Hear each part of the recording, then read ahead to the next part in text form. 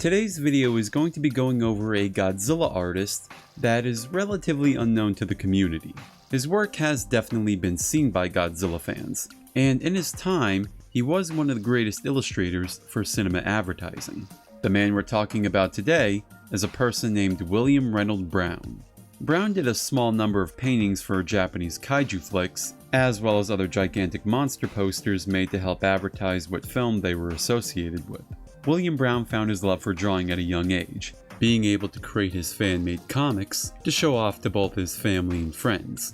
Brown would continue his drawing skills then after, improving so much that he even earned a scholarship to attend the Otis Art Institute in LA. He unfortunately wouldn't be there for long, as shortly after attending, his father had passed away, leaving Brown to back out of school to help financially aid his mother and sisters. Throughout the coming years, Brown would move from LA to New York, where he would get his artwork out there for the world to see, being able to illustrate for various types of media that included newspaper strips, paperbacks, magazines, and even illustrating combat vehicles for the North American aviation during World War II.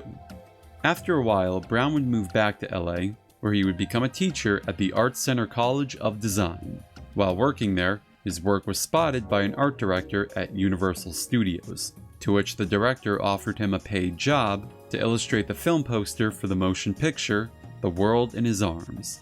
Not too long after, Brown was continuously tasked to put his artistic talent to use to create visually striking film posters with dynamic imagery and beautifully painted with opaque watercolor. Of course, the ones you're most likely interested in is his creature feature art. Brown goes all out into creating stunning looking monsters for the posters, and really capturing their destructive nature excellently.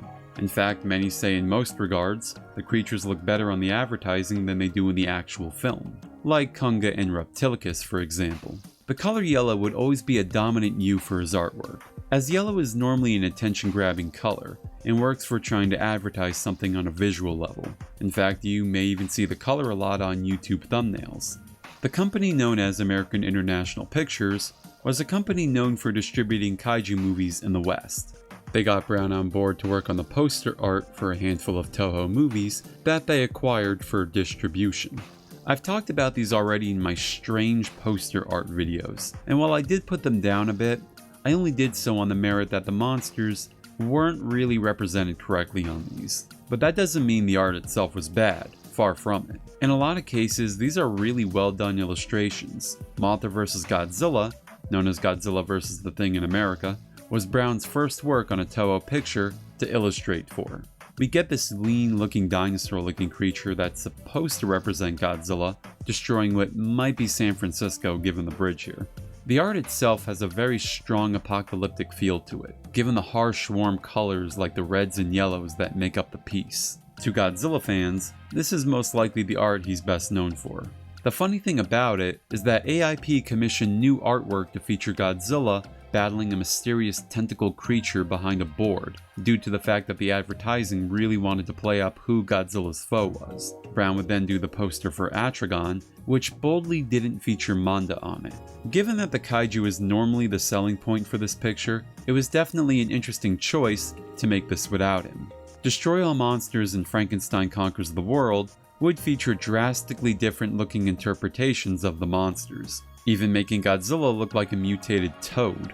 It's not entirely Brown's fault as to why many of the kaiju turn out like this. AIP focused a lot of the time on the advertising, and if Americans at the time wanted to see monsters, the posters would definitely show them that, turning cutesy creatures into something more exaggerated. And it's not that Brown couldn't draw the kaiju the way they were supposed to look, as shown on his work for King Kong Escapes, where he illustrates Mechanicong looking pretty faithfully to how it looks in the film, even making the Gillman from the creature from the Black Lagoon look spot on. Brown would soon retire from film posters after being distasted with the work he was given, and set new goals to paint things he wanted to make, like Western scenery.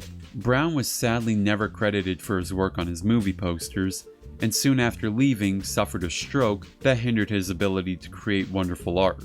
But regardless on the matter, he still kept on painting until the day he couldn't anymore, and passed away in 1991 at the age of 73, leaving a legacy of incredible art pieces behind. William Reynold Brown's name may be unknown to many, but like many great artists, his work will always be eternal. Thank you for watching. Destroy all monsters. Massive armies versus mad monsters for possession of planet Earth.